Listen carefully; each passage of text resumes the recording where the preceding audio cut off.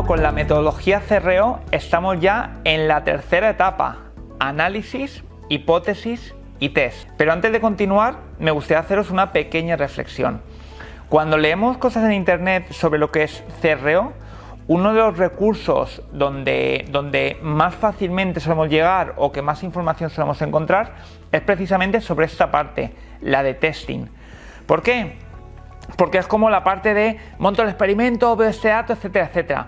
Pero fijaos la cantidad de contenido, de rato que llevamos María, Iñaki y yo hablando hasta que hemos llegado a este momento. Entonces es muy importante, pues digo, os voy a hacer una pequeña parada, que seáis conscientes que para que a partir de ahora os siga funcionando bien como supuestamente pensamos que nos está funcionando, es decir, que no nos caigamos del tercer escalón hacia abajo, tenemos que haber hecho muy bien las dos etapas anteriores, es decir, haber hecho un correcto análisis con los recursos, herramientas adecuadas, haber planteado una serie de hipótesis que válidas o no, me da igual, lo importante es que estén basadas en esos problemas detectados y sobre todo bien priorizadas, y ahora es donde nos vamos a poner con las herramientas de testing a tratar de obtener exactamente el impacto que tienen las propuestas de hipótesis que hayáis hecho. Entonces, dicho este punto, vamos a comenzar una serie de unidades con lo que sería preparación previa a los tests, porque no es todo llegar y meterse en la herramienta y empezar a toquetear. Vamos a tener que tener en cuenta una serie de conceptos o trabajos previos para, como os decía, asegurar la calidad del trabajo. Entonces, dentro de esa preparación previa, lo que os vengo a contar ahora son los tipos de test, porque conviene entender que cuando hacemos experimentación, testing, nos vamos a encontrar en las herramientas diferentes, digamos, inicios del flujo de configuración, y esos serían los tipos de test. Vamos a ver tres tipos de test. Hay que tener en cuenta, antes de que pase a hablar de esos tres tipos de test, que a nivel CRO vamos a tener lo que se llama siempre una versión de control, que es como se llama a cómo está mi página, mi diseño, mi pantalla actualmente, y una o varias variaciones que son las propuestas que vamos a hacer. Entonces, dicho esto, vamos a ver cuáles serían esos tres tipos de test. El primero, los test AB. Seguramente hayas oído hablar ya de estos tests porque son los más comúnmente usados. ¿Y en qué consisten? Consisten en que yo tengo mi versión original y hago un cambio sobre un elemento, una interacción, una imagen. Normalmente hago un único cambio, por eso se llama AB. ¿Puedo hacer un único cambio?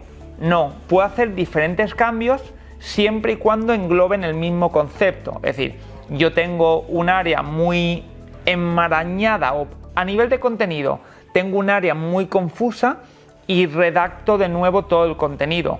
¿Qué ocurre?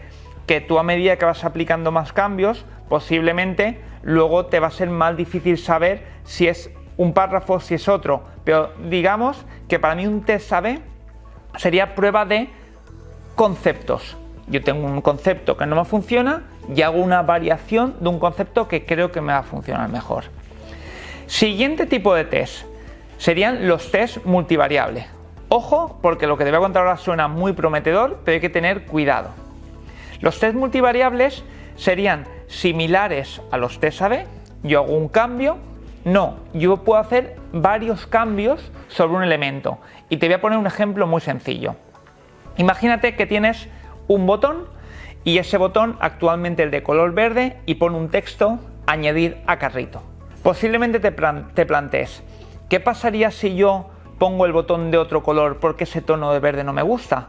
Pero claro, el mensaje de añadir a carrito posiblemente sea poco persuasivo. ¿Y si añado compra con descuento ahora? Fíjate que estamos introduciendo dos tipologías de cambios. Uno sobre el color del botón y otro sobre el texto del botón. Si yo construyo un experimento multivariable, lo que estaré combinando son las diferentes opciones de lo que quiero crear. Es decir, estaría creando una opción que sería tal y como es actualmente, botón verde con mensaje añadir a carrito, y luego las diferentes combinatorias, cambio de botón y cambio del texto dentro del botón. ¿Esto qué supone? Porque me dirás, Yo hago esto, hago muchos cambios, me genera las opciones en la herramienta y que al final me diga cuál es la mejor entre todas ellas.